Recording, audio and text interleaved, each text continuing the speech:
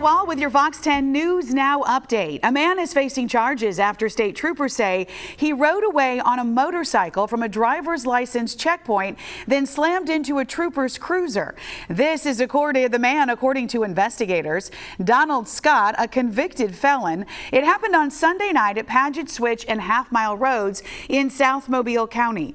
During the chase, troopers say Scott was weaving in and out of traffic with a passenger on the back of the bike. Both were not seriously hurt after running into the cruiser, according to officials.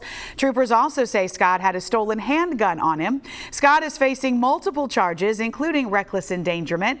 The passenger was released by troopers. Investigators identifying the victim killed as a result of Wednesday's crash on Highway 217. According to the Alabama law enforcement agency, William Miller of Chunchula was attempting to make a turn on his motorcycle about 4 miles north of Mobile city limits when he was hit by a truck. Miller was critically injured and taken to Providence Hospital, where he did later succumb to his injuries. The Alabama law enforcement agency is still working to determine what caused the crash. The state health department confirming the first case of the Omicron variant in Alabama. They tell Fox 10 News the patient is in one of the 11 counties making up the West Central Public Health District. That's Tuscaloosa, Greene, and Fayette. Those are some of the counties in that district. Right now, the White House is ramping up efforts to get booster shots to more people. Health officials claim the third shot works against Omicron better than just taking the 2 initial doses. The strain has been found in more than 36 states so far. The CDC is updating its recommendations on COVID-19 vaccines after its vaccine advisors made a game-changing vote on their vaccine recommendations. CDC vaccine advisors say that shots made by Moderna and Pfizer are preferred over Johnson & Johnson's vaccine.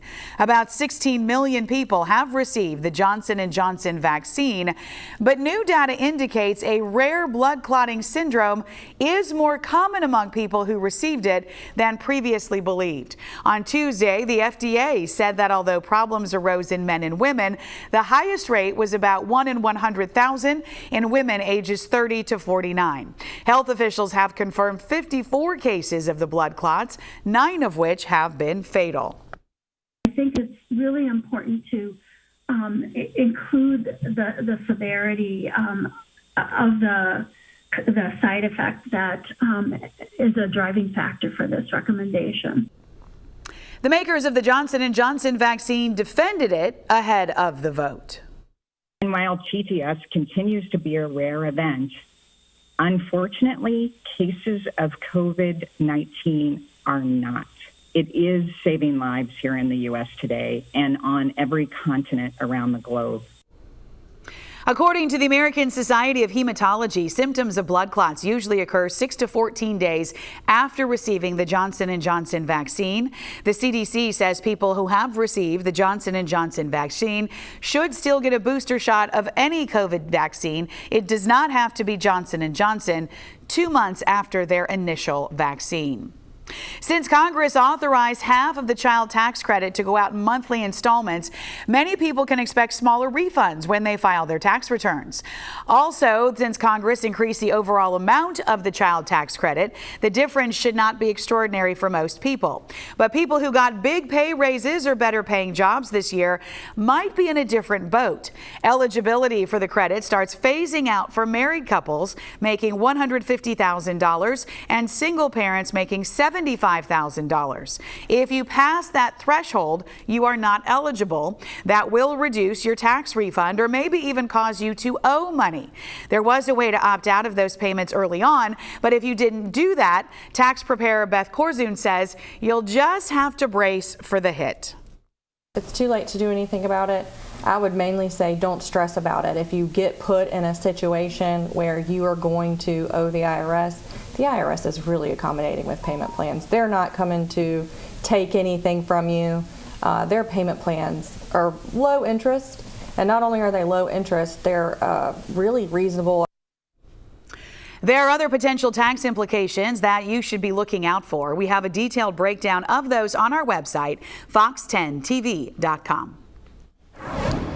I'm meteorologist Michael White with your Fox 10 Storm Track report. Starting off dry this morning, there is going to be the chance of some fog. It doesn't look like the fog will be as thick as it was last night, but there could still be spots with very low visibilities as you head out the door this Friday morning. The air very humid with temperatures starting off in the 60s, and we do get rain back later today as we approach midday and move into the afternoon. Periodic showers will move from offshore to onshore. Coverage of rain today about 40 to 50%. The sky expected to be cloudy and no all-day rains. The rain will be off and on, but as we await the arrival of a cold front that comes in tomorrow, we will see the coverage of rain picking up for Saturday. A few thunderstorms could be in the mix, but no severe weather, followed by colder air for Sunday and next week. The weather headlines for your Friday: humid morning with fog possible. Then this afternoon, a very warm day with temperatures back in the mid to upper 70s, showers possible. And as we look ahead, we finally get a big cool down